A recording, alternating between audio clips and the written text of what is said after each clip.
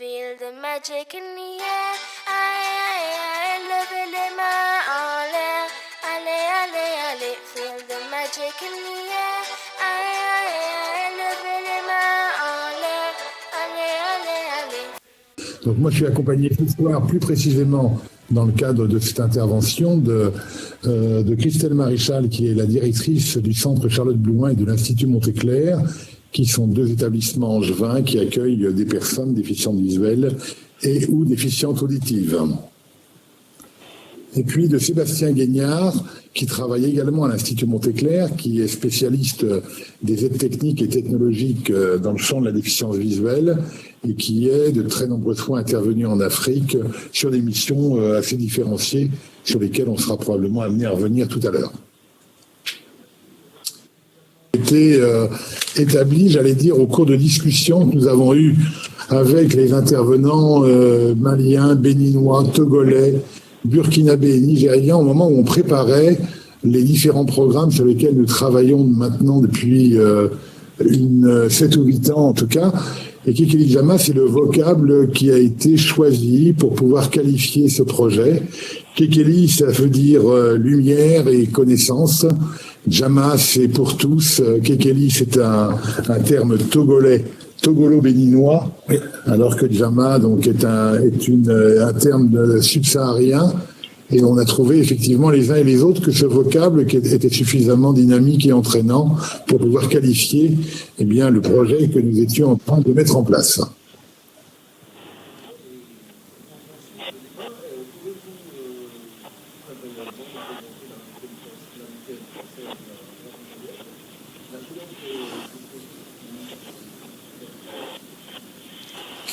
Alors, la Mutualité française angevin-mayenne, c'est une organisation mutualiste. Je ne vais pas beaucoup m'étendre sur ce que veut dire une organisation mutualiste, ou alors je prends le temps de parole pour toute la soirée. Donc, je vais faire court en disant, c'est une organisation mutualiste locale du département du Maine-et-Loire et de la Mayenne, qui rassemble quelques 1700 salariés, qui travaillent dans le domaine des personnes âgées, dans le domaine du handicap, dans le domaine de la petite enfance, dans le domaine des biens médicaux, de l'optique, de l'audioprothèse, du dentaire, qui gère également des établissements de santé. Tout cet ensemble-là sur un territoire restreint et à l'identique de ce qui existe en France dans beaucoup de départements. La jeunesse de... Oui.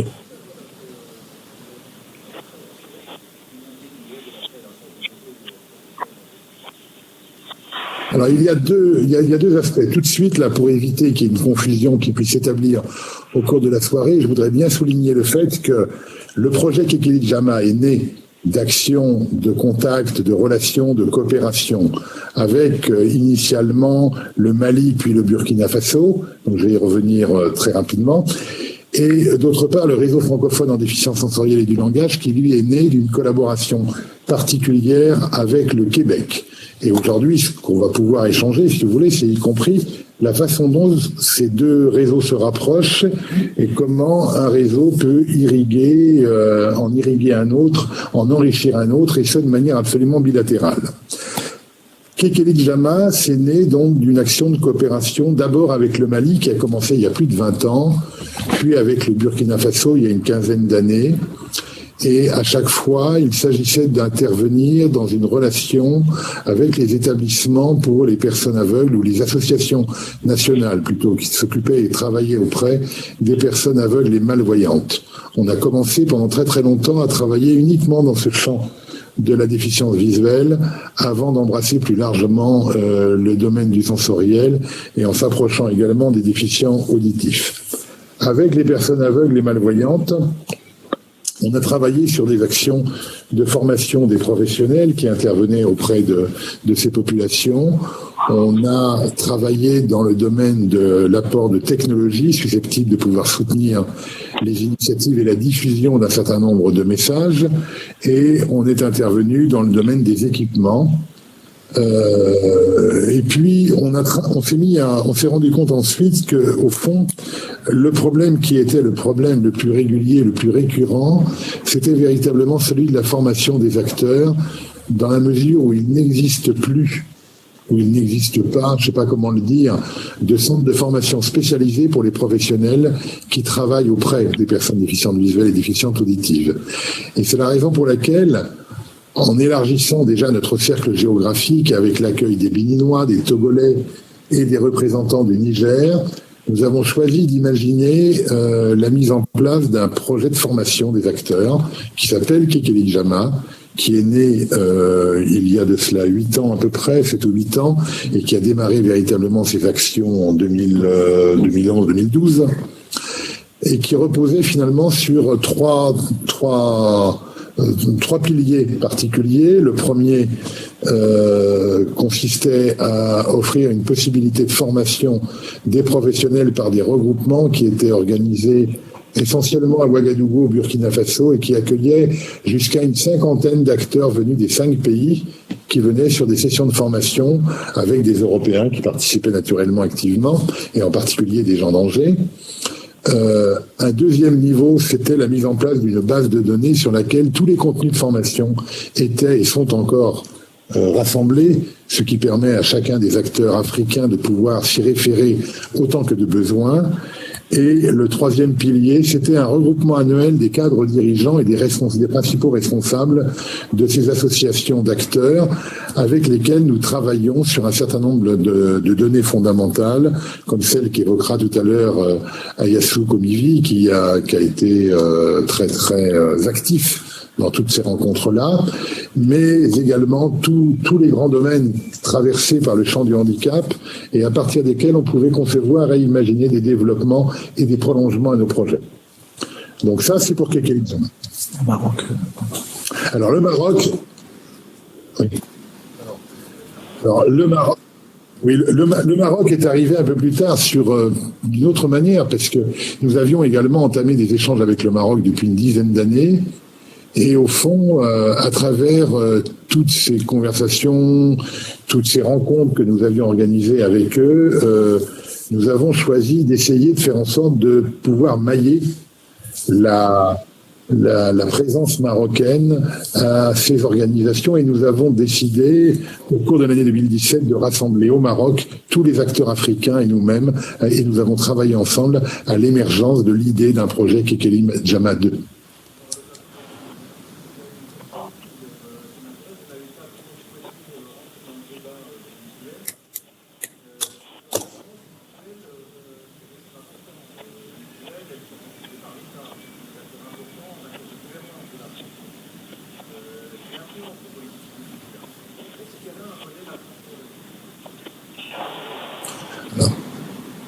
Alors, dans les mutuelles, alors vous avez raison de dire que les mutuelles sont des intervenants importants dans le domaine de la santé en général en France, et qu'à ce titre-là, elles constituent des groupes actifs, nombreux, puissants, et qui constituent véritablement un pouvoir de lobbying important sur l'accompagnement des politiques de santé et l'accompagnement des politiques en matière de rééducation, de réadaptation et tout le champ de la maladie, tout le champ du handicap, tout le champ du vieillissement et de la perte d'autonomie. Donc, que ces modèles-là soient potentiellement transposables, pour moi ça va de soi, et il y a d'ailleurs d'assez nombreuses actions qui sont menées en Afrique subsaharienne et qui sont susceptibles de favoriser l'émergence de mutuelles dans les différents pays d'Afrique subsaharienne et francophone. Et nous sommes dans ce mouvement-là, puisque nous sommes dans l'accompagnement de la réalisation. Joseph Loco, ici présent parmi vous, était un acteur tout à fait significatif de ce mouvement de développement des mutuelles dans votre pays.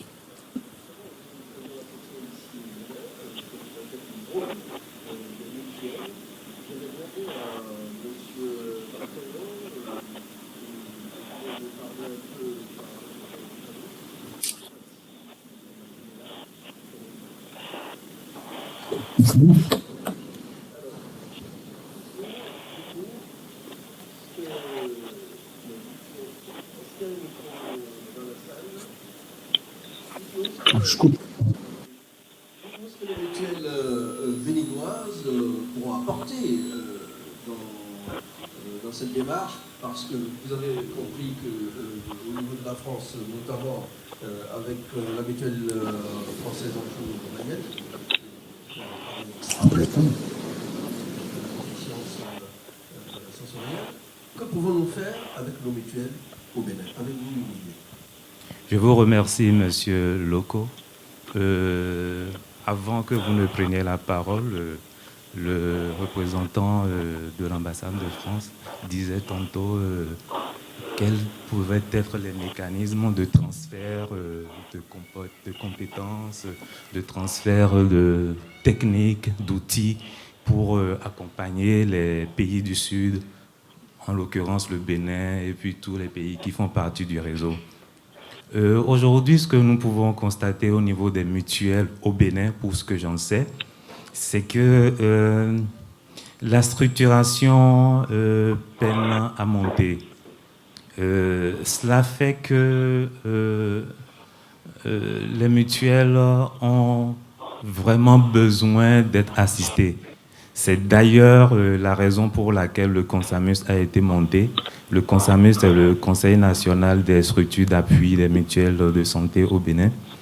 Et par rapport à cela, il y a un projet actuellement en cours pour aider les mutuelles et les unions de mutuelles, aussi un peu plus haut, les CDMS, les conseils départementaux des mutuelles de santé, à vraiment se structurer afin d'accompagner les mutualisés à vraiment profiter de ce système qui est en place.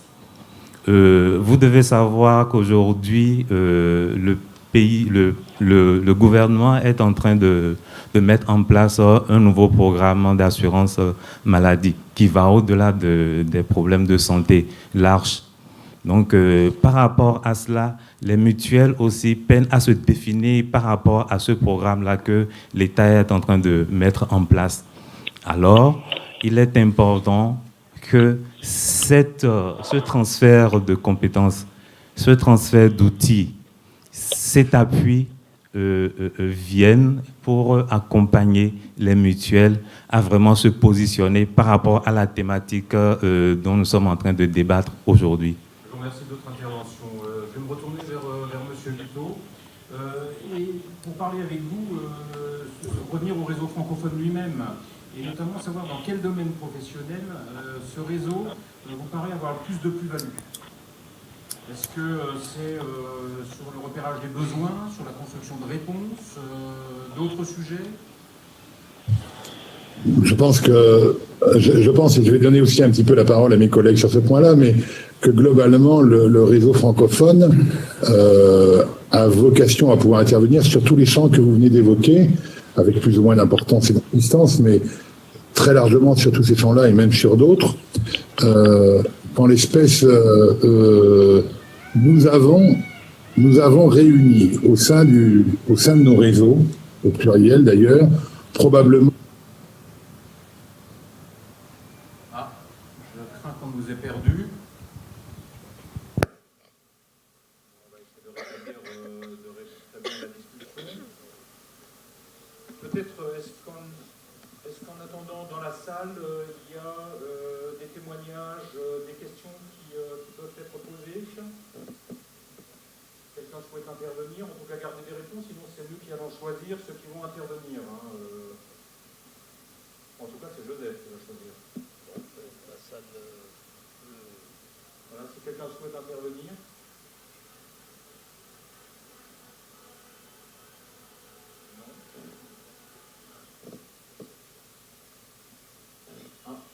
Nous allons rétablir l'appel. Quelqu'un va intervenir?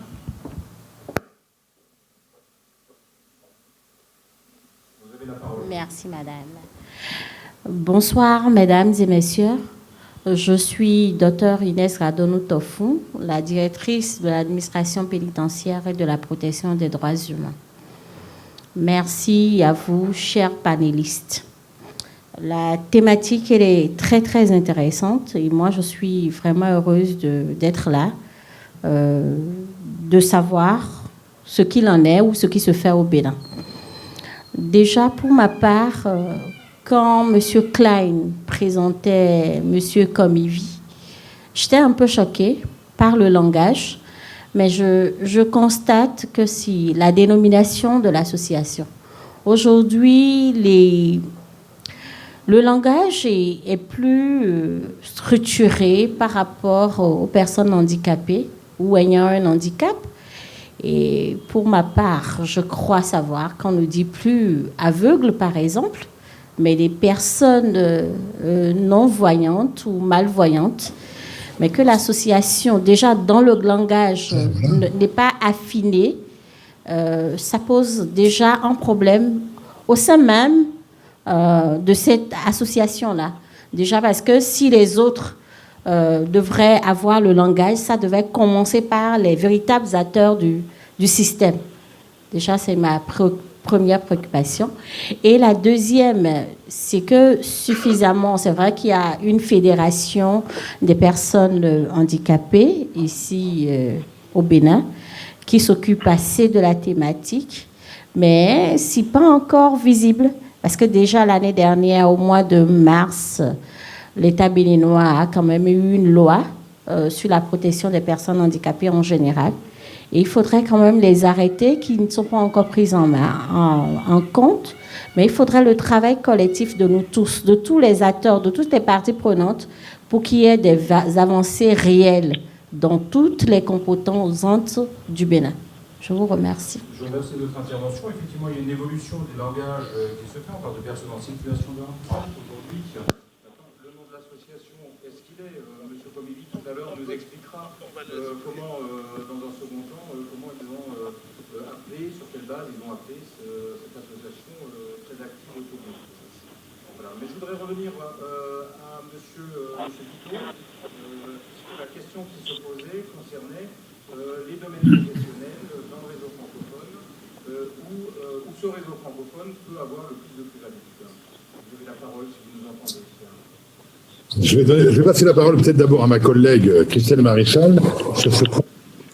Alors pour compléter ce qu'a pu exprimer tout à l'heure Francis Guiteau, je voudrais revenir sur le projet. Initialement, c'est vrai que le but du projet Kekeli Jama, c'était bien le renforcement des compétences des professionnels qui intervenaient dans les associations africaines auprès de personnes déficientes visuelles.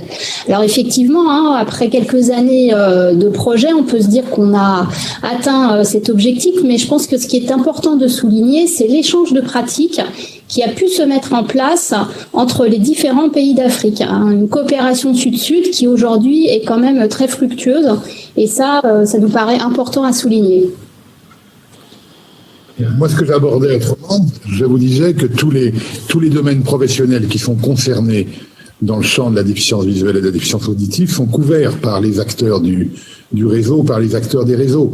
Nous sommes, dans le cadre du réseau francophone du Nord, si je puis dire, mobilisés avec tout un ensemble de structures françaises, mais aussi belges.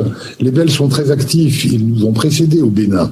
Ils sont toujours très présents et nous avons aujourd'hui créé avec eux des ponts, des alliances qui sont fortes, et nous faisons un travail commun qui est assez formidable dans pas mal de directions. Ça veut dire que cette communauté française globale entre le Nord et le Sud est véritablement aujourd'hui en capacité de pouvoir présenter toutes les facettes professionnelles et toutes les expertises nécessaires pour pouvoir accompagner valablement les populations requises. Je voudrais dire un tout petit mot sur le Maroc aussi. Le Maroc, je vous le disais, depuis 10 ans, on avait commencé un travail avec l'association marocaine présidée par monsieur Rachid Rifaï. Et nous avons, de cette manière, été mis en relation avec l'entraide nationale, avec laquelle nous travaillons maintenant depuis 4 ans au moins, 4 ou 5 ans. Et il y a, dans ce pont, j'allais dire, entre l'Afrique subsaharienne et l'Europe, le Maroc au milieu du gué, si je puis dire, qui a développé également tout un ensemble de compétences et avec lequel nous pouvons, je crois, tous collectivement faire avancer la compétence professionnelle de tous les acteurs qui interviennent dans ces champs-là.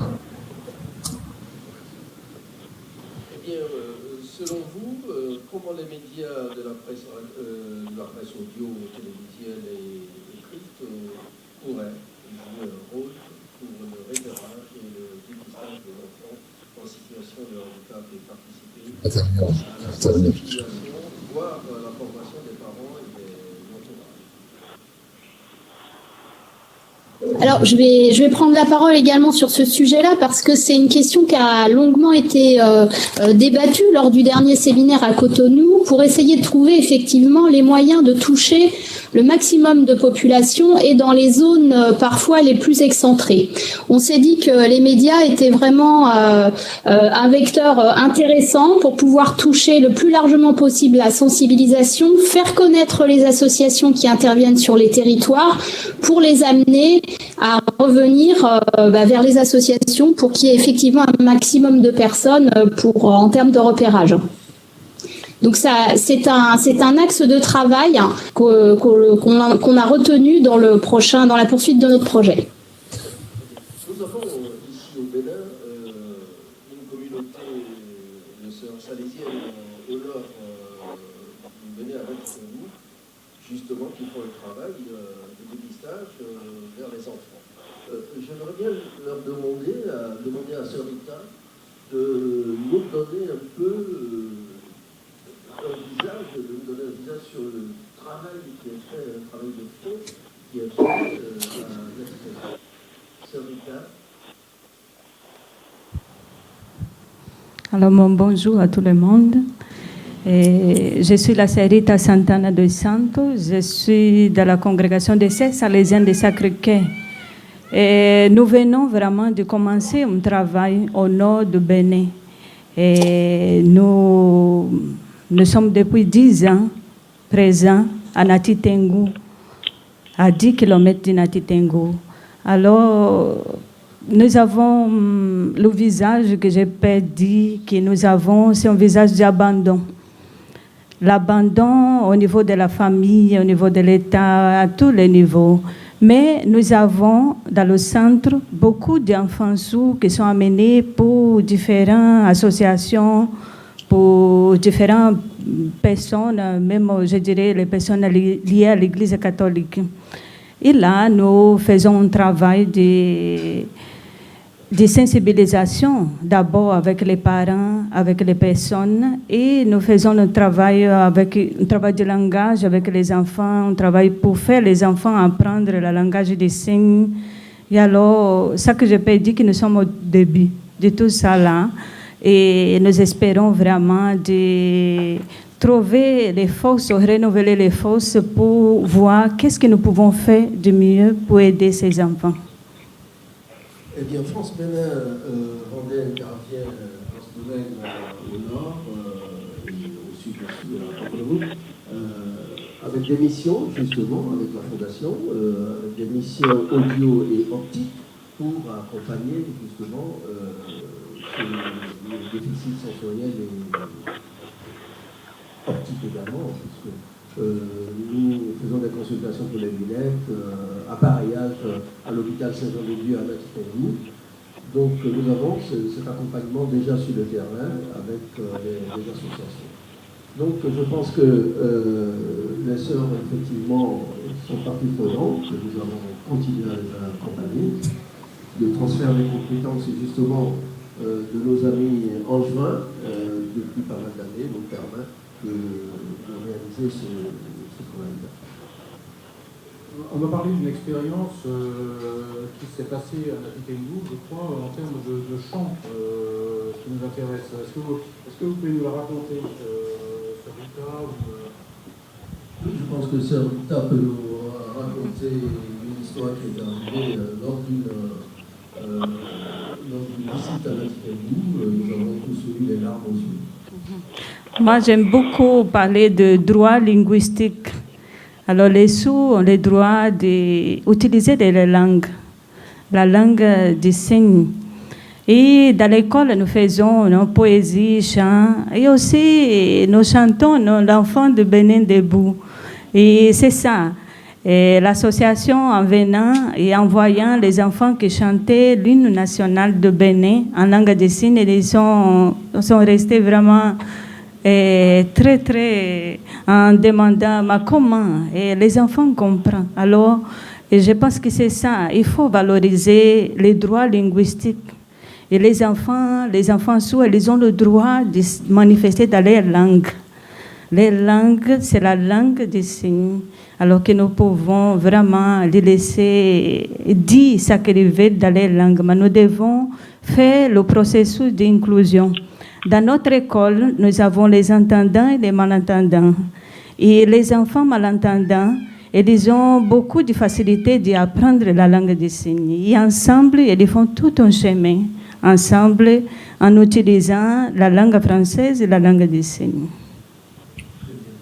Je pense que nous allons demander une intervention dans la salle. S'il y a des questions. Qui souhaite, oui. Une question dans la salle.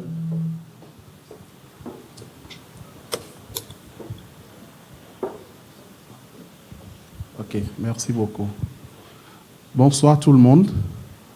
Moi, c'est Édouard Abouessi. Je suis le président de l'association sportive des aveugles du Bénin.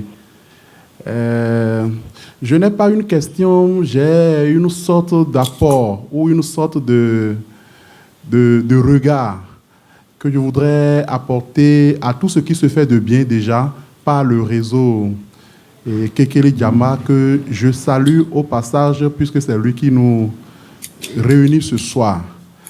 Vous voyez, le réseau Kekeli Jama, j'ai eu le temps de constater plusieurs fois déjà à Cotonou qu'il s'investit beaucoup afin que ceux qui prennent déjà comme mon défi d'accompagner les personnes déficientes visuelles ou les personnes sourdes, ceux-là sont pris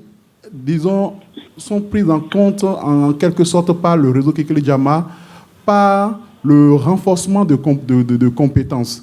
Parce que c'est un grand sacrifice qu'ils sont en train de consentir. Et je pense que ce réseau a besoin d'être soutenu par, disons, l'État, par le gouvernement, et puisque nous constatons que l'État fait assez d'efforts, beaucoup d'efforts, mais il n'y a que, disons, la conviction de Kekeli Jama n'est pas encore relayée comme il faut au Bénin par l'État, n'est pas encore accompagnée comme il faut au Bénin. Voyez. Merci de votre témoignage. On va essayer de faire des questions courtes pour pouvoir réagir. Mais Oui. par contre, sur ce sujet, je voudrais redonner la parole à Francis Guiteau sur la question des plaidoyers. Est-ce que le réseau a finalement aussi pour objectif de réaliser des plaidoyers ? Oui, bien sûr, c'est une ambition forte parce qu'il s'agit de donner à chacun des membres du réseau et à tous les acteurs locaux la possibilité de pouvoir obtenir les moyens leur permettant de pouvoir mener à bien leur mission. Et pour ce faire, on a beaucoup d'échanges et beaucoup de débats sur ces questions. La déficience visuelle comme la déficience auditive sont beaucoup plus présentes dans les pays d'Afrique subsaharienne qu'en Europe, où ce sont des déficiences qui sont déjà assez largement répandues, très bien identifiées, sur lesquelles il y a une action qui est menée depuis très longtemps. Nous pensons il est important que les États de l'Afrique subsaharienne s'emparent de ce problème et développent et favorisent le développement de solutions. Il existe des solutions sanitaires qui sont connues et qui sont d'ailleurs mises en œuvre dans beaucoup de cas avec succès. Il y a des progressions assez considérables et il existe beaucoup de solutions aussi en termes d'éducation et de réadaptation pour les personnes qui sont atteintes de ces déficiences-là. Il faut que les États soutiennent les associations qui accompagnent ces personnes et qui les accompagnent avec succès. Et en faisant cela, les États rendent service d'abord à la population, mais se rendent également service à eux-mêmes, dans la mesure où ce sont des personnes qui sont parfaitement en capacité de jouer un rôle social très significatif et très important. C'est un complément de réponse à la question, au témoignage que vous venez de nous apporter. Le temps passe et je vous propose de poursuivre le débat. Je vous invite à rester avec nous à Angers. Bien sûr. Et je propose de passer à l'expérience marocaine et donc de donner la parole à mademoiselle Oumaïma Hermouche. Vous êtes conseillère sociale au sein de la délégation provinciale de l'entraide nationale de TICF et vous êtes chargée de la gestion du centre d'orientation et d'assistance des personnes en situation de handicap de TICF. Oui. Je vous remercie d'être venu du Maroc, spécialement pour ce débat d'idées.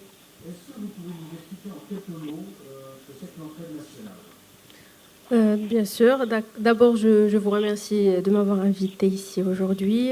Je suis très contente et très honorée d'être parmi vous.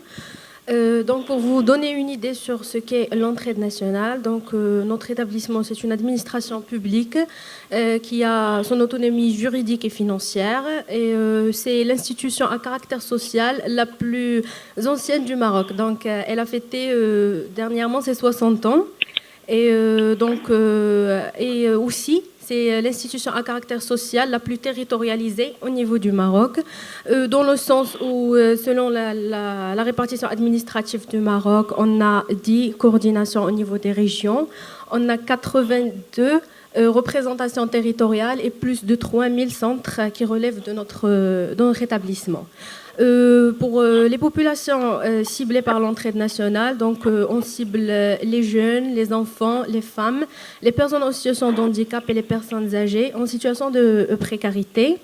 Et ils sont ciblés par des actions de prise en charge institutionnelle, que ce soit dans des établissements de protection sociale, ou bien dans des centres de formation et d'éducation, ou bien dans le cadre de prise en charge à distance, notamment pour les enfants.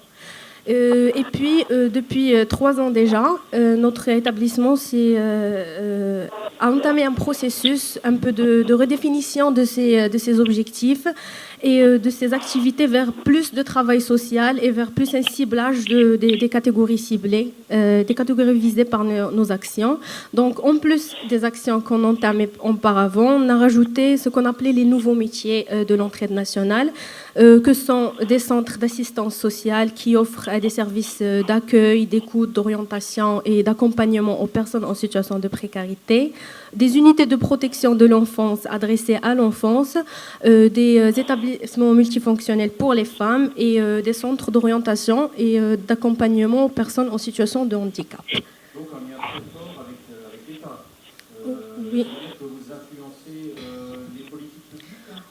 Par rapport à notre marge de manœuvre, en principe, l'entraide nationale, c'est un établissement public qui applique et met en œuvre la politique gouvernementale en matière de social. Donc, notre apport n'est pas tellement dans la programmation de politique publique, mais plus dans leur mise en œuvre et puis un peu leur adaptation aux contraintes de terrain.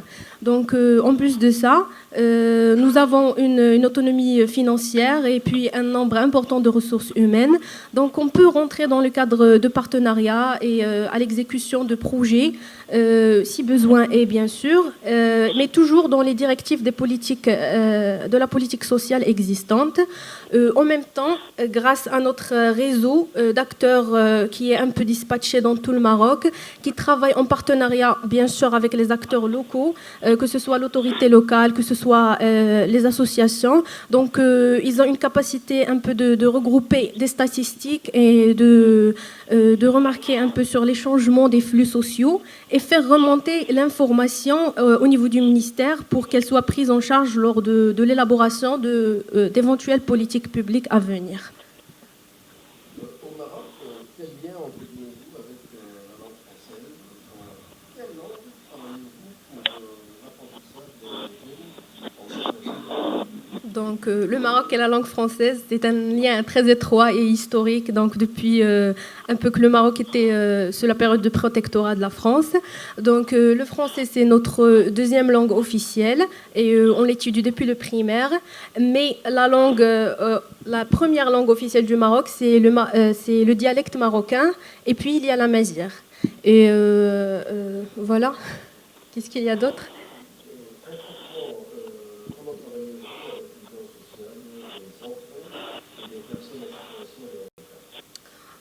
Donc pour leur inclusion, on a un fonds qui s'appelle le Fonds de cohésion sociale et qui a été initié dans le cadre de la politique intégrée du Maroc visant la prise en charge des personnes en situation de handicap et qui compte 4 volets. Donc l'amélioration de la situation de scolarisation des enfants en situation de handicap, l'octroi d'appareils orthopédiques et d'aides techniques, et puis l'encouragement à la création d'activités génératrices de revenus.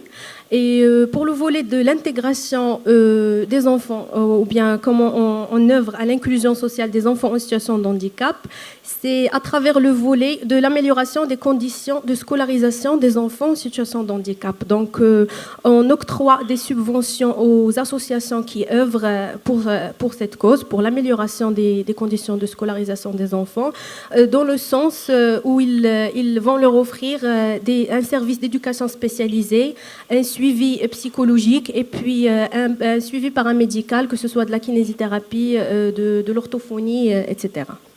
Alors, est-ce que quelqu'un dans la salle souhaite interroger Mademoiselle Hermouche sur l'expérience marocaine?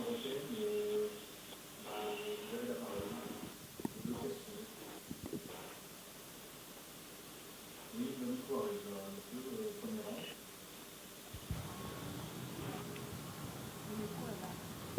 Voilà, vous avez le micro. Merci. Julien Kpedji, formateur en informatique adaptée. D'abord, je voudrais demander pour l'expérience marocaine dans le domaine de l'accessibilité. Est-ce que les politiques au Maroc prennent en compte ce domaine? Et qu'est-ce qui se fait sérieusement? Donc voilà, merci. Une deuxième question dans la salle?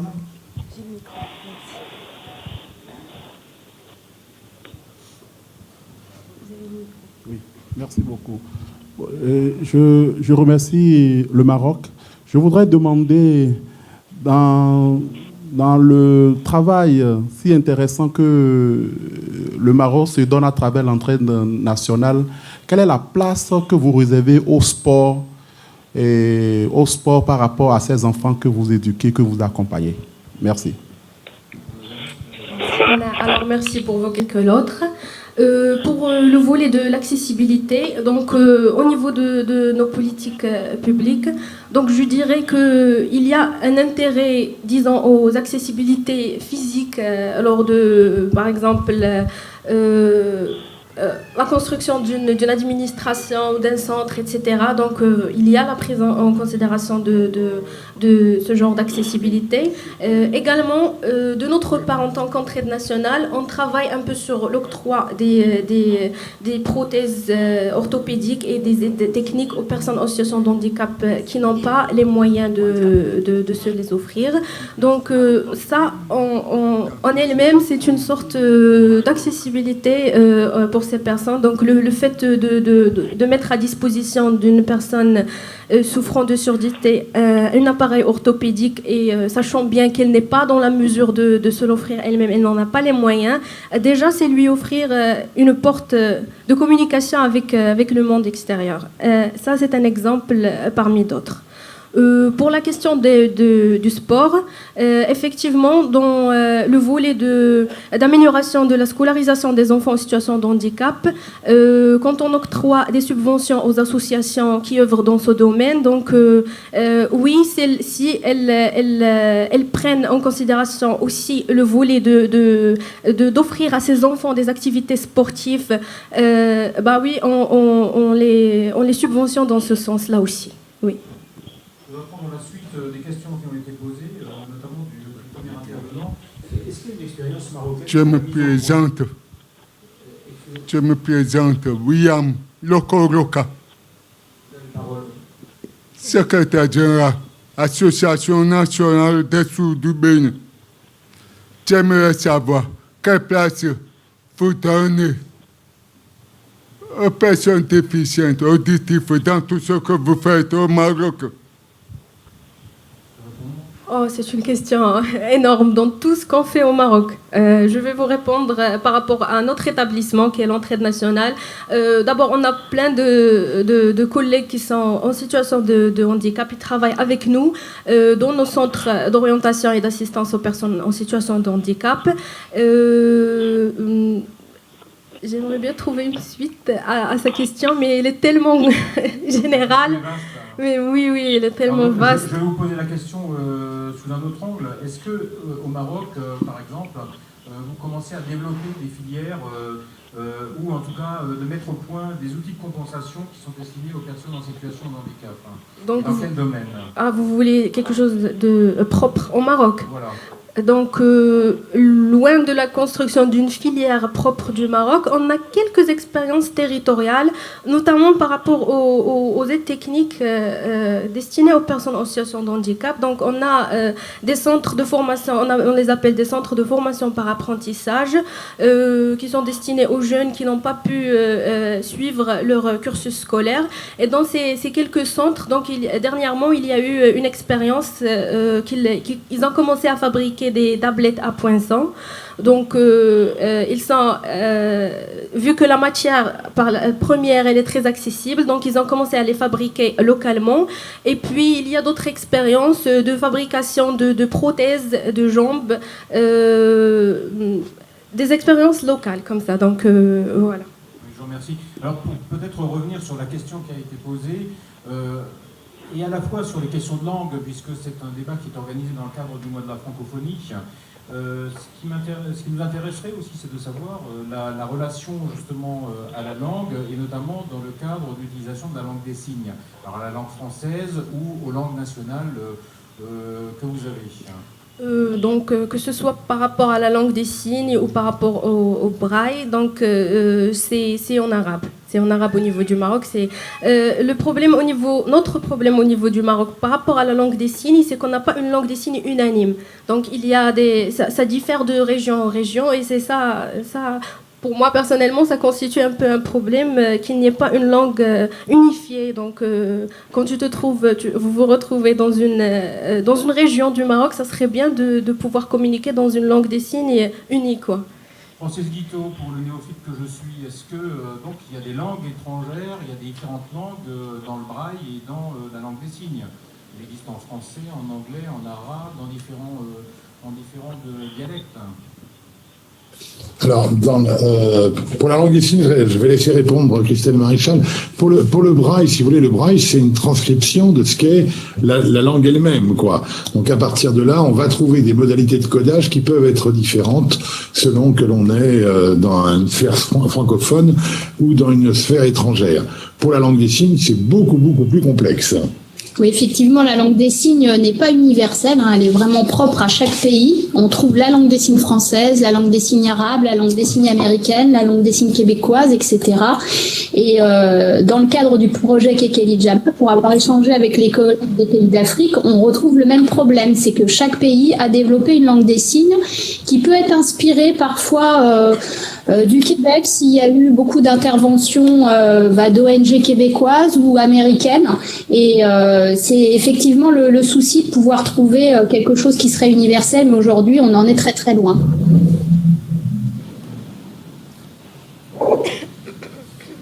Oui, là je m'adresse à la salle. Il y a quelque chose que moi j'aimerais bien savoir.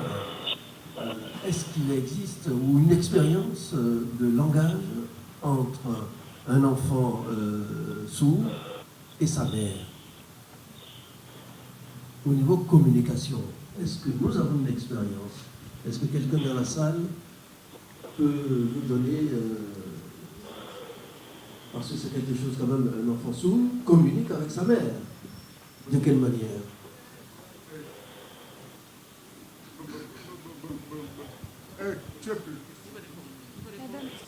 Oui, deux témoignages, si...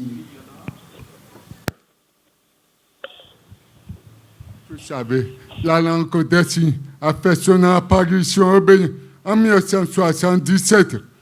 Donc, la langue des signes a fait une quarantaine d'années au Bénin. C'est vrai, la communication entre l'enfant et ses parents en particulier, sa maman à la maison, nous avons remarqué qu'il y a beaucoup de difficultés.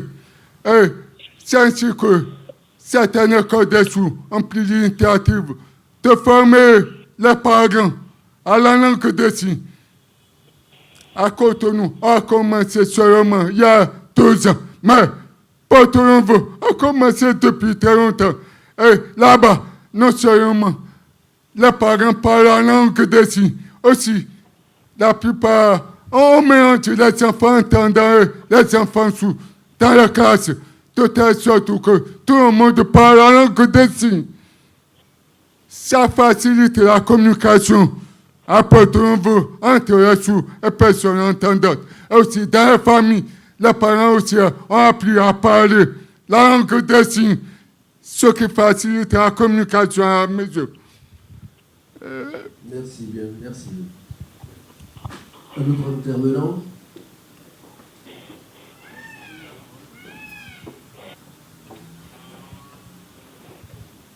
Merci. Bonsoir. Nicole aussi, de Natitengou. De Tanguieta.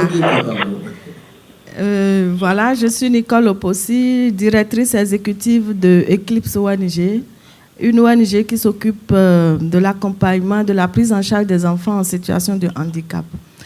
Par rapport au langage qui se développe dans les familles avec les enfants, je pense que chaque famille adopte un système de langage pour se faire comprendre et pour comprendre son enfant.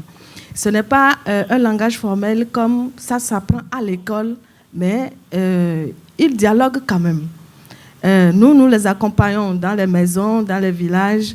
Nous voyons comment les enfants essayent de se faire comprendre et comment les parents essayent de comprendre leurs enfants. Parfois, c'est les parents qui nous traduisent ce que les enfants disent, mais dans un langage propre à eux, pas une langue formelle comme celle qui s'apprend à l'école.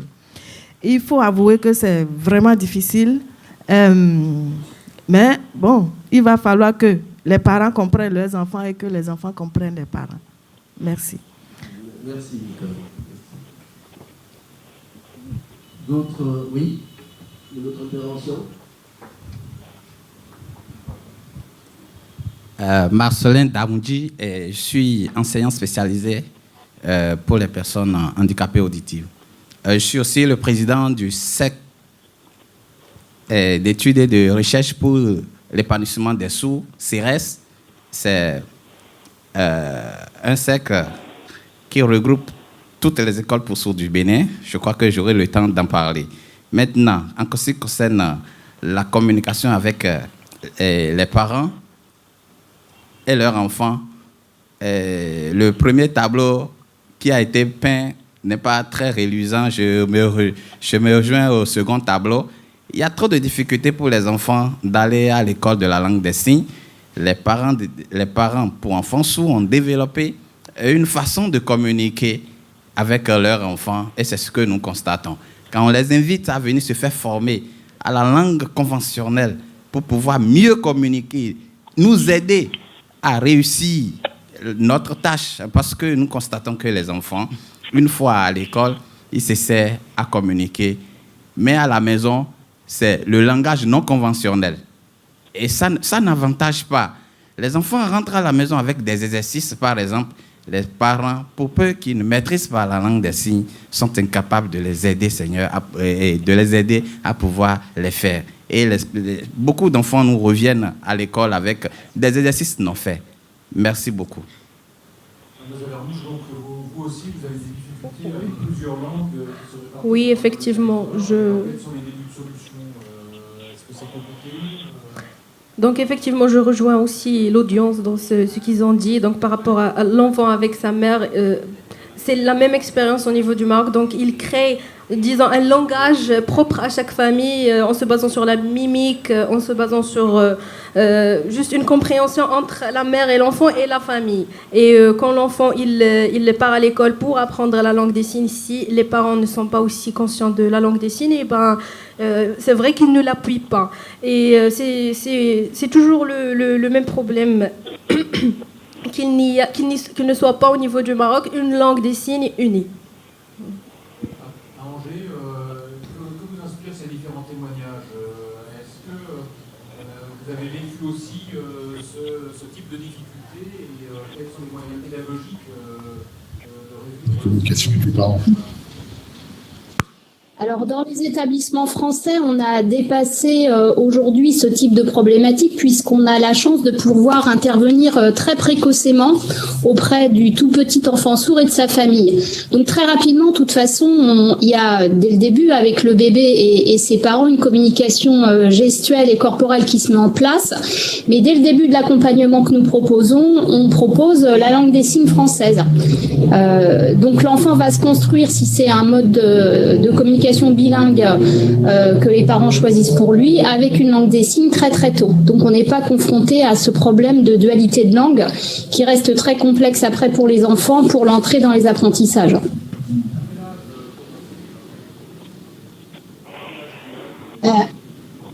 Le plus tôt possible, mais après, on reste sur le développement ordinaire d'un enfant, c'est-à-dire qu'un enfant entendant va commencer à parler, on va dire, à partir de 18 mois, quelques balbutiements. La langue des signes, c'est pareil. Quand l'enfant est en capacité de répéter des gestes, il est en capacité d'acquérir cette langue.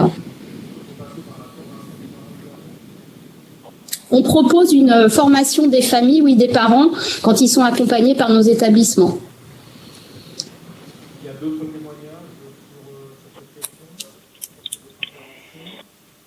Moi, personnellement, je les envie. Pour ce niveau où ils sont arrivés, je les envie. Hein, parce que ce n'est qu'un problème de communication. Donc, si ça se règle, donc, on va pouvoir avancer vers d'autres choses. Je vous propose de passer à une autre expérience qui est le scène du Togo.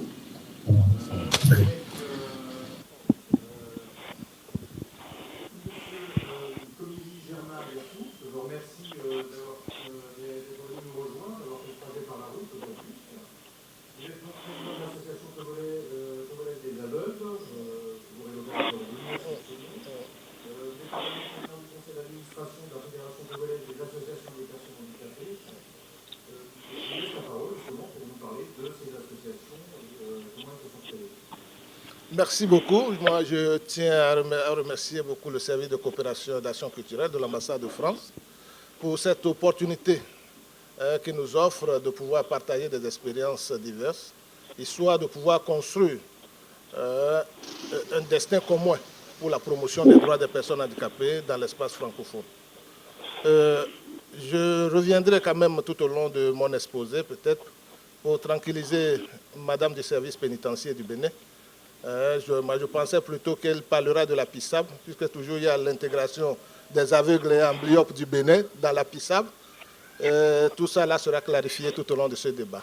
En réalité, l'Association togolaise des aveugles, en abrégé ATA, a été créée en 1990.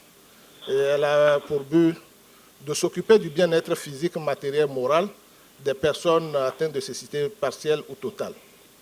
L'association a une vision, une mission et un mandat. Sa vision, c'est celle d'une société togolaise où les personnes déficientes visuelles sont autonomes, participent à la vie de la société et jouissent de tous les droits humains. Et sa mission, c'est d'amener les personnes déficientes visuelles à valoriser leur potentialité et à contribuer à la mise en œuvre des politiques et programmes de développement. Son mandat est double. D'une part, la prévention de la cécité à travers des actions de sensibilisation et de conscientisation de la population pour réduire le taux de prévalence de la cécité dans le pays. Et d'autre part, c'est la réadaptation des personnes à cécité irréversible, ceux qui sont privés définitivement de vue ou partiellement pour une longue période de vue. Et l'association est dans un souci de décentralisation représentée dans tout le pays par 13 sections. Et aujourd'hui, elle est membre d'instances nationales et internationales telles que l'Union africaine des aveugles, l'Union mondiale des aveugles, l'Union francophone des aveugles où nous assumons les responsabilités d'administrateur Afrique de l'Ouest francophone, de la Fédération togolaise des associations de personnes handicapées où nous sommes à la présidence du conseil d'administration, du Conseil international pour l'éducation des déficients visuels, ICVIA Africa, où nous sommes également membres du comité de gestion restreint et également membres du réseau Kekeli Djama. Et notre association est très active dans le domaine de la sensibilisation du plaidoyer pour influencer les politiques publiques, de la recherche de financement pour soutenir les groupements de non-voyants à travers le pays, de l'éducation, de la formation, de l'accès des personnes déficientes visuelles aux nouvelles technologies de l'information et de la communication. Et à ce titre, l'association a créé et fait fonctionner aujourd'hui 3 écoles spécialisées pour déficients visuels à travers le pays. Mais bien entendu, dans le cadre du plaidoyer mené, ces écoles sont subventionnées en partie par l'État, en personnel et en ressources financières. Et également, nous avons une unité de formation en informatique adaptée à la déficience visuelle pour permettre à ce que les personnes déficientes visuelles puissent communiquer avec le monde des voyants. Donc notre association, comme je le disais, a maintenu son nom, Association Togolaise des aveugles, parce que historiquement, nos associations se sont créées en faisant référence à la législation française. Et la législation française définit le mot aveugle par celui qui a une acuité visuelle inférieure ou égale à 1/20 de la normale.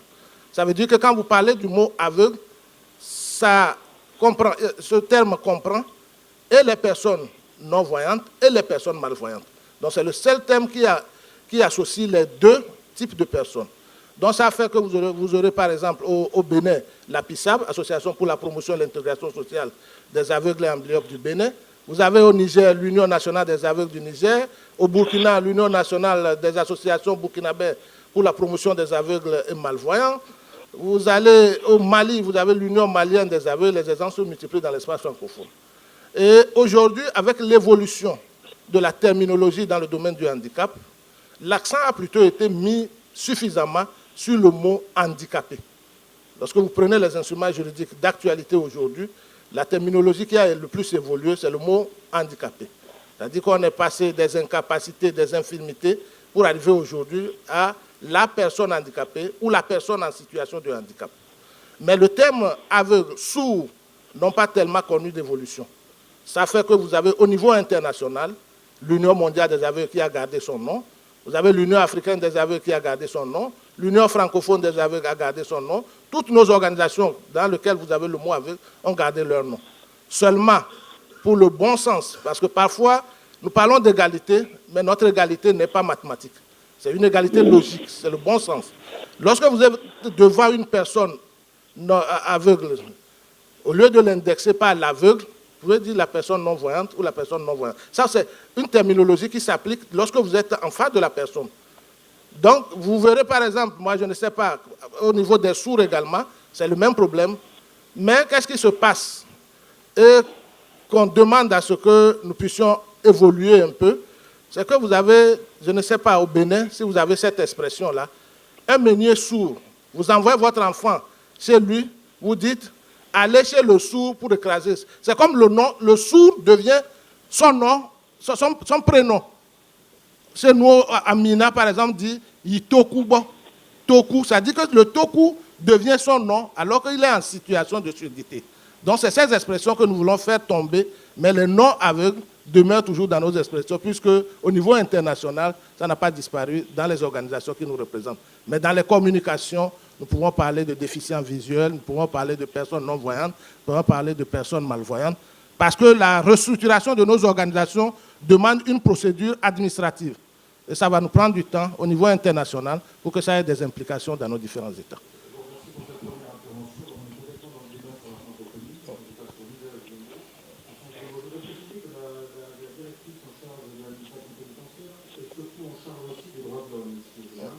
Et moi, c'est sur cette question que je voudrais vous interroger, précisément.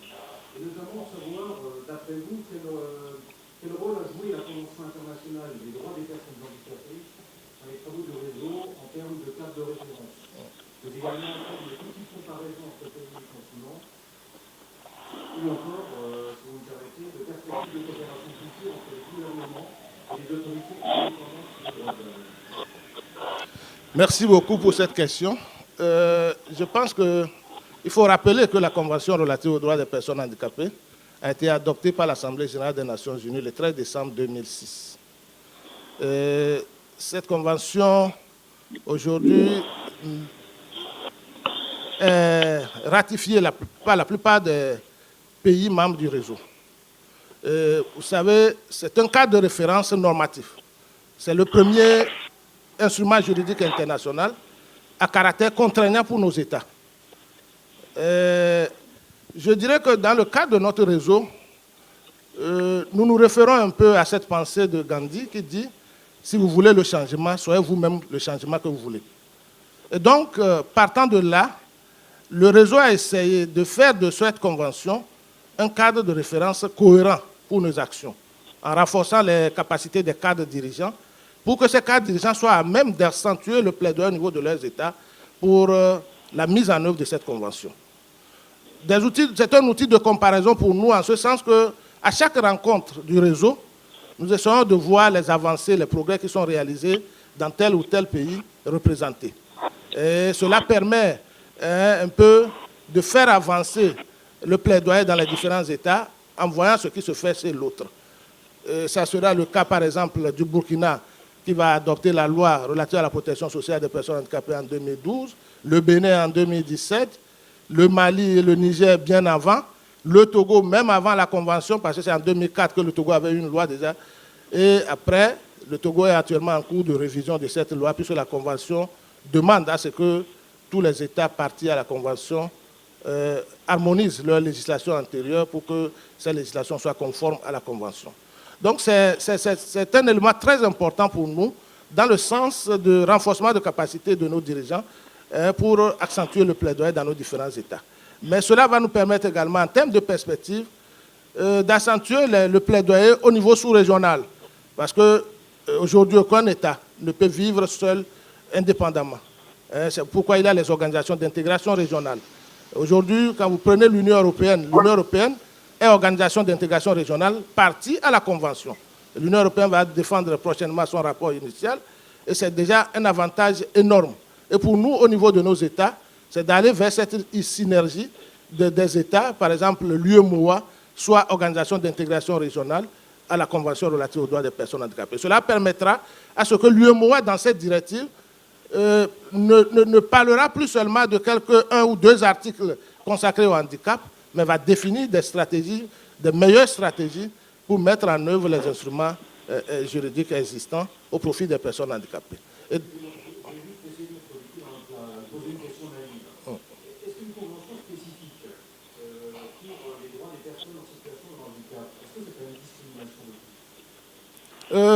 À première vue, quand vous voyez la Convention, la terminologie, l'intitulé même de la Convention, on pourrait penser que c'est une discrimination de prise.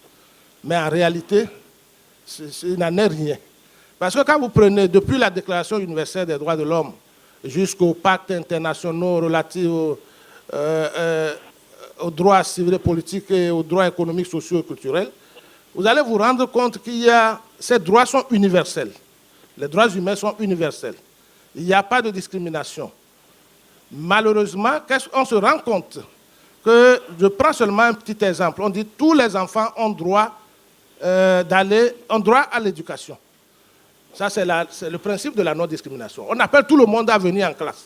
Mais quand tout le monde est en classe, comment la personne déficiente visuelle peut suivre le cours s'il n'a pas accès au braille?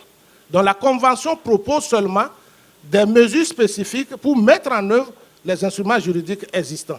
Donc en réalité, ce n'est pas une discrimination de plus, mais plutôt c'est indiquer les voies et moyens, la meilleure stratégie à adopter pour que ces instruments de protection des droits humains soient aussi jouis par les personnes handicapées.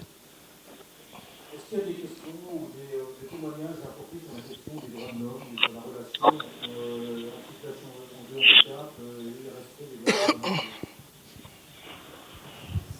Vous avez la parole, monsieur.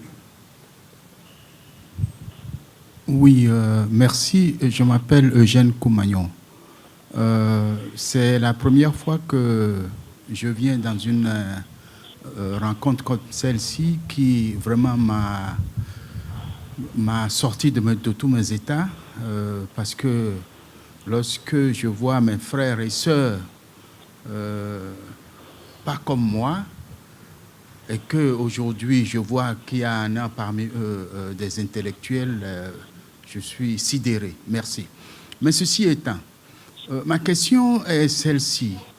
par rapport à toutes les associations que nous avons sur place et d'autres qui ne sont pas là, et par rapport à tout ce qui se fait, handicap et mendicité, lorsque vous voyez le ratissage des mendiants, des handicaps dans les rues, de la manière dont nous connaissons, quels sont les efforts qui sont en train d'être faits par les différentes associations pour quand même un peu pallier à la situation? Je vous remercie.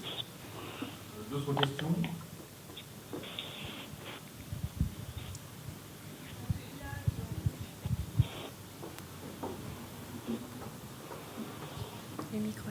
Oui. Alors, merci, bonsoir à tous. Je suis Jérôme Tokbo.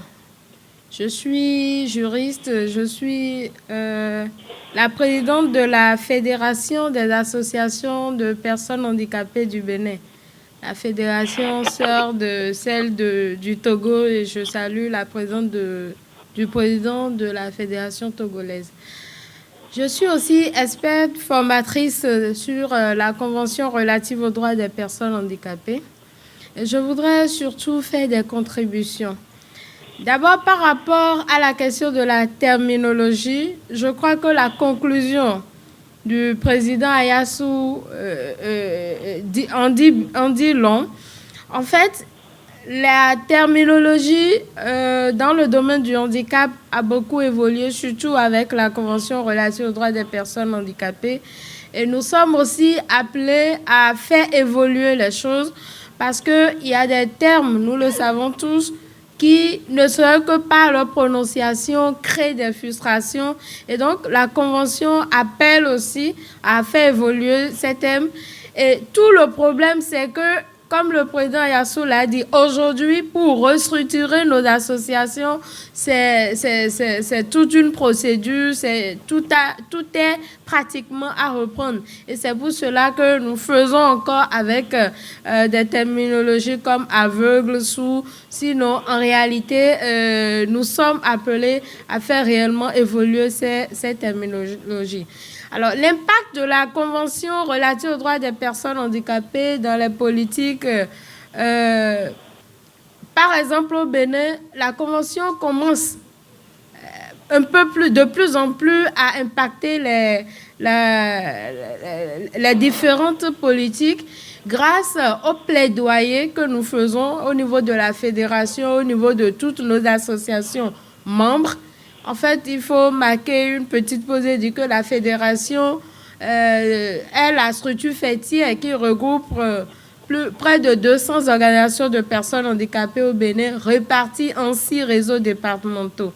Et donc, l'ensemble constitué par la fédération et toutes les associations membres, avec le plaidoyer que nous faisons, les autorités béninoises, aussi bien au niveau central que local, commencent, à découvrir le contenu même de la Convention parce que nous faisons beaucoup de sensibilisation dans ce sens.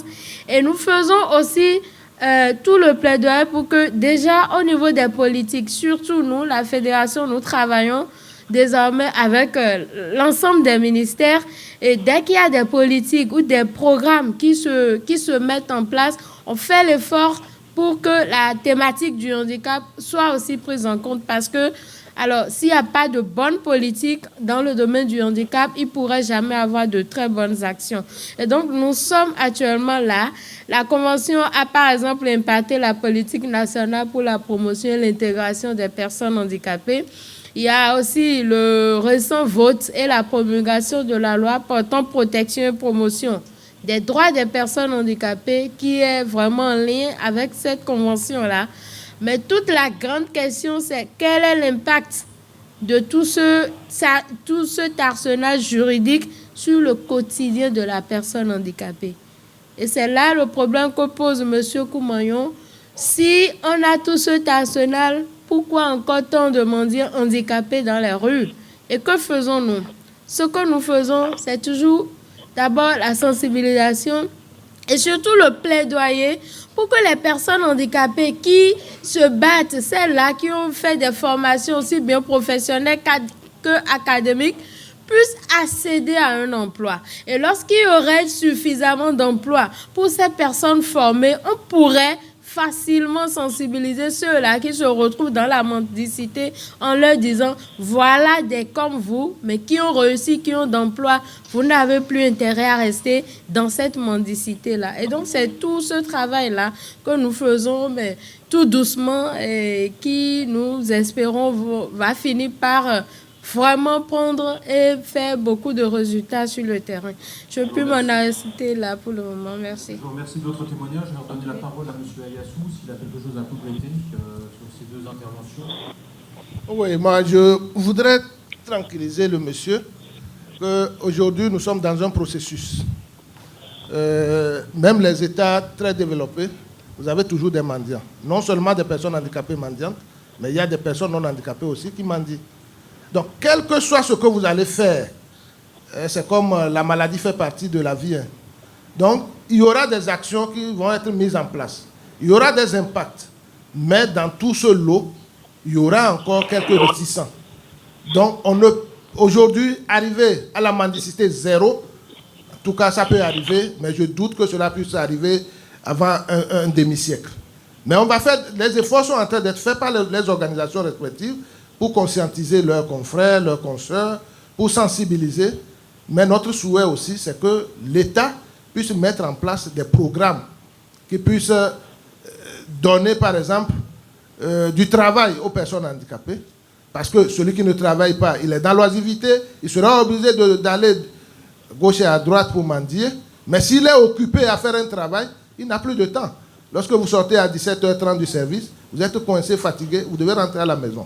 Bon, il faut des différents programmes de formation professionnelle, d'emploi des personnes handicapées qui contribuent évidemment à diminuer le taux de mendicité dans nos États. Tout simplement, M. Ayassou, croyez-vous que la francophonie contribue ou peut contribuer utilement à la reconnaissance et au respect des droits des personnes handicapées? Je dis a priori oui. Parce que lorsque je parle simplement d'une des valeurs de la francophonie, c'est le respect de la différence. La francophonie prône le respect de la différence. Et lorsque vous prenez la Convention relative aux droits des personnes handicapées, cette convention considère le handicap comme faisant partie de la diversité humaine et de l'humanité. Vous voyez que le respect de la différence se retrouve déjà dans la convention. Et si tel est le cas, et si on rejoint un peu Antoine de Saint-Exupéry qui disait « Mon frère, si tu diffères de moi, l'un de mes lésés, tu m'enrichis ». Nous devons considérer, la francophonie considère déjà la différence comme une richesse à l'humanité. Et donc, le handicap étant considéré comme faisant partie de la diversité humaine de l'humanité, à mon avis, la francophonie apporte un plus. Mais pour nous, il faut aller encore de l'avant en termes de traduction des évolutions technologiques qui se font ça et là. Nous avons un gap à combler parce que la plupart des innovations technologiques que nous avons sont dans la langue anglaise. Et la francophonie doit pouvoir faire un effort pour permettre à ce que nous ayons accès à ces technologies, aux informations véhiculées par ces technologies-là, dans la langue française, ce qui sera véritablement un plus. Mais pour l'instant, nous disons que la francophonie est en train de faire un chemin dans le sens de la promotion des droits des personnes handicapées à travers le respect des valeurs de différence. Je vous remercie beaucoup. Et ce qui serait intéressant, c'est que nous ayons maintenant l'avis des personnes en situation de handicap dans la salle pour vraiment voir si ce genre de débat est souhaitable, si ce genre de débat peut nous apporter quelque chose. Quel est votre avis, mesdames et messieurs?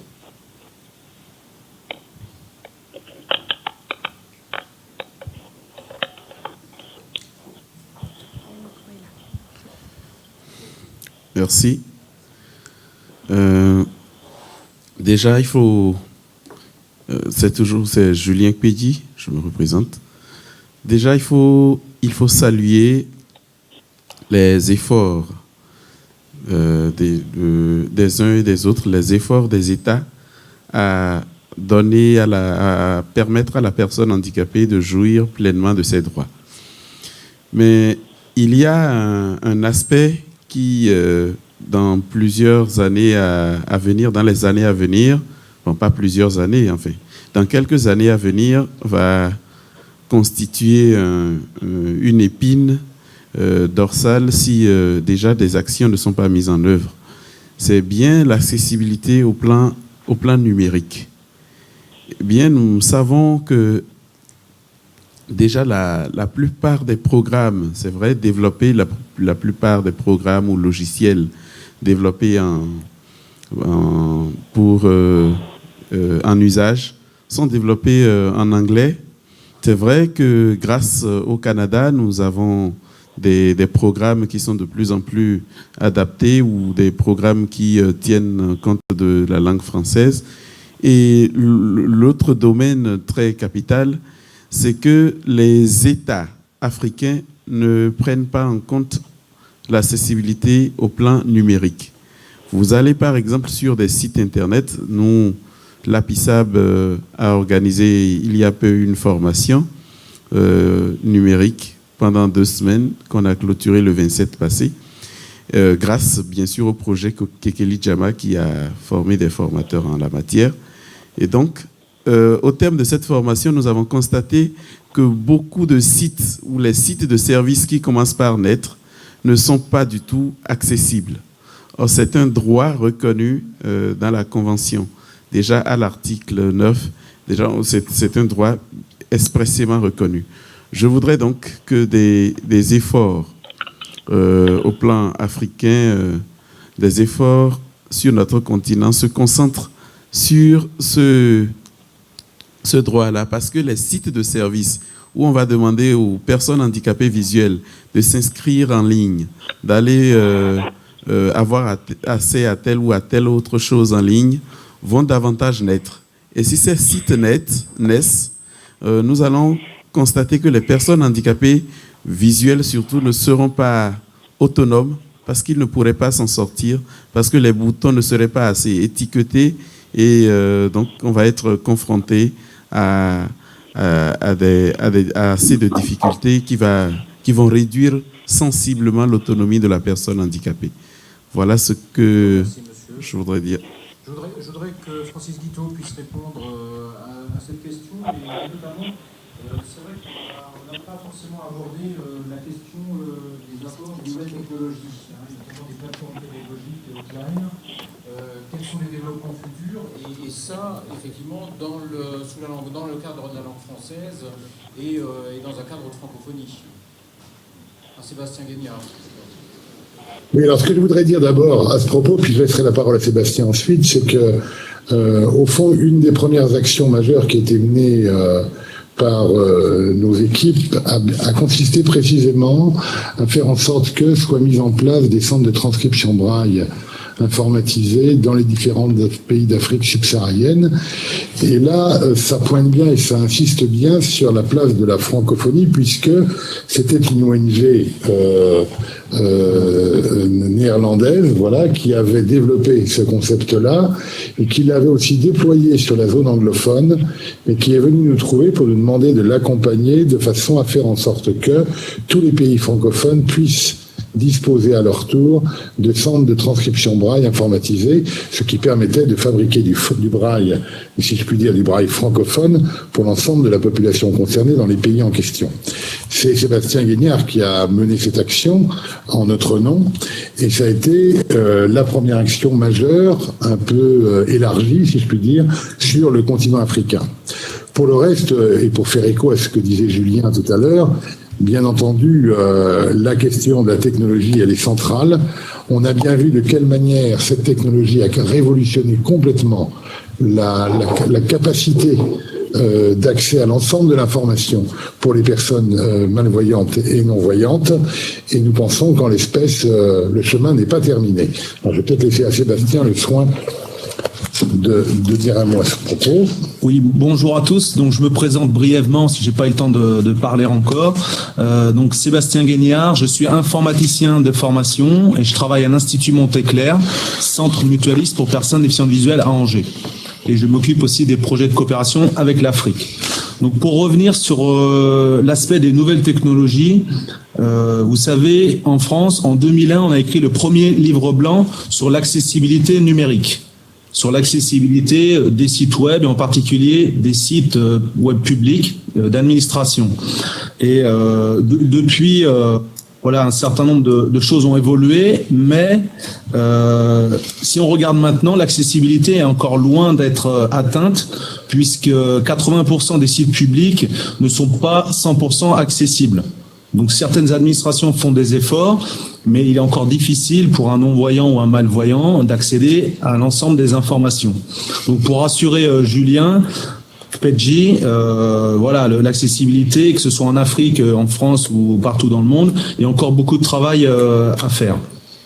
Après, de manière plus globale, sur les nouvelles technologies, c'est vrai que les logiciels, par exemple, de synthèse vocale comme JAWS payant ou alors NVDA, le pendant gratuit, ont permis aux déficients visuels d'accéder à l'information, à l'éducation, à la communication.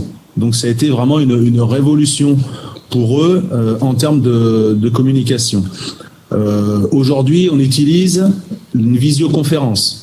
Donc là, voilà, on est à 4800 km de Cotonou et on se parle et on se voit, on s'entend.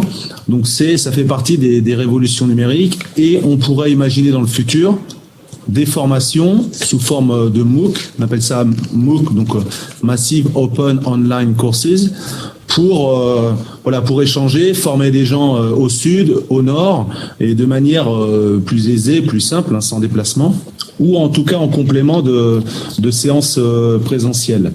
Pas plus tard que l'année dernière, 2017, en partenariat avec les France Bénin Vendée, un de nos collègues audioprothésistes a testé le réglage d'une prothèse auditive à distance.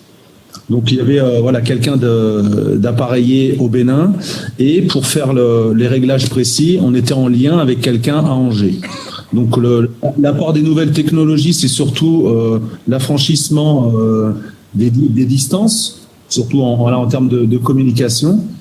Et puis des possibilités de s'informer, notamment sur la plateforme Kekeli Jama qui capitalise toute la documentation. Donc voilà, c'est un outil qui permet de dématérialiser aussi bien les hommes que les contenus ou le savoir.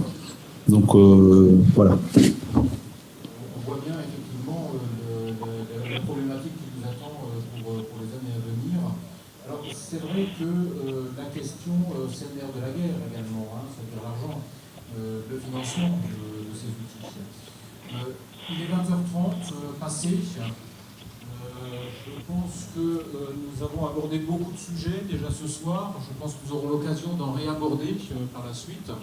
Je vais donner la parole à Joseph Loco, peut-être pour ses sentiments sur les débats qu'il y a eu, et puis je reprendrai la parole après. Merci beaucoup. Pour moi, ce débat est un débat fructueux, dialoguer à 4000 km, comme vous venez de présenter tout à l'heure, effectivement, une technologie, c'est un succès. Je pense que nous, au Bénin, ce que j'avais fait aujourd'hui, avec toutes les associations de l'image, nous devons nous réunir et que notre plaidoyer vers le gouvernement pour obtenir un fonds spécial pour la formation des personnes handicapées. Je pense que là, c'est un travail que nous devons tous faire ensemble, car le transfert des compétences, la formation, dans quelque niveau que ce soit, est extrêmement important. Donc, battons-nous pour obtenir ce fonds spécial comme au Maroc, qui vous permettra d'aller vers une formation. Nous aurons des partenaires pour nous aider dans cette formation. Alors, êtes-vous prêts? Je vous pose la question. Donc, nous devons nous dès demain pour que nous puissions travailler et éloigner vers le gouvernement pour obtenir ce fonds social sur la formation surtout. Dans un premier temps, nous répondrons après.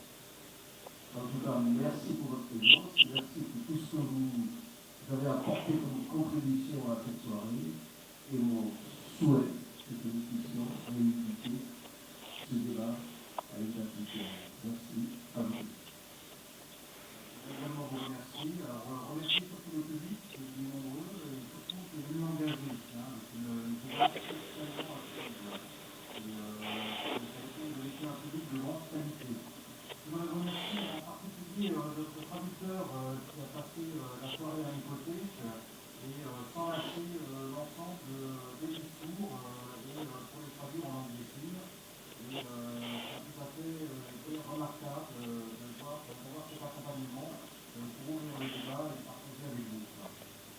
Je voudrais également remercier nos trois panélistes. Monsieur Guiteau, accompagné par Mademoiselle Omeima Hermous, qui nous est venue du Maroc, Monsieur Ayassouf, et je pense qu'on puisse les applaudir très fort.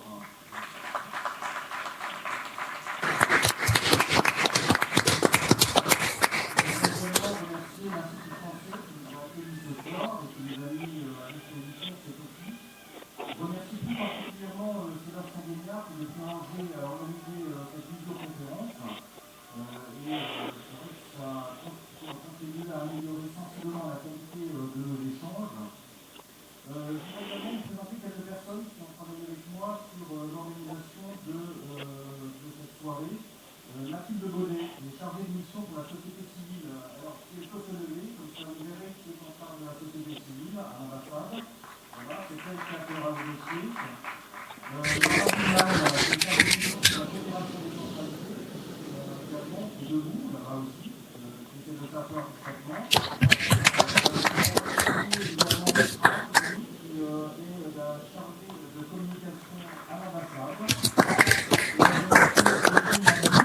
Communication aussi à l'Institut français, qui va accompagner également toute la soirée.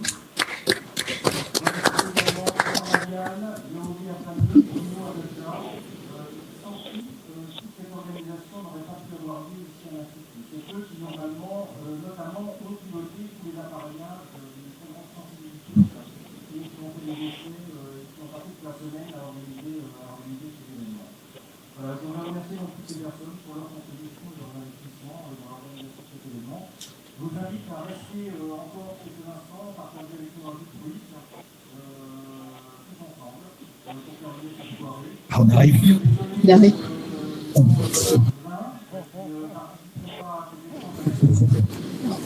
On arrive.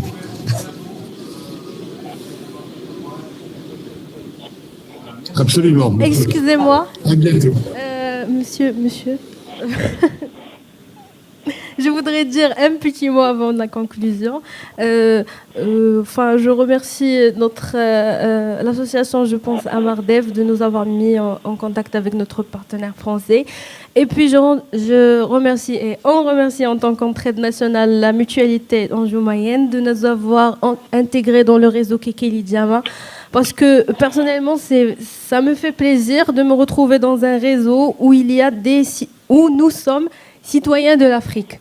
Donc le Maroc et nos autres partenaires, je vois en ça des prémices d'une certaine union et ça me rend heureuse personnellement. Voilà. C'est une belle conclusion. Je vous remercie.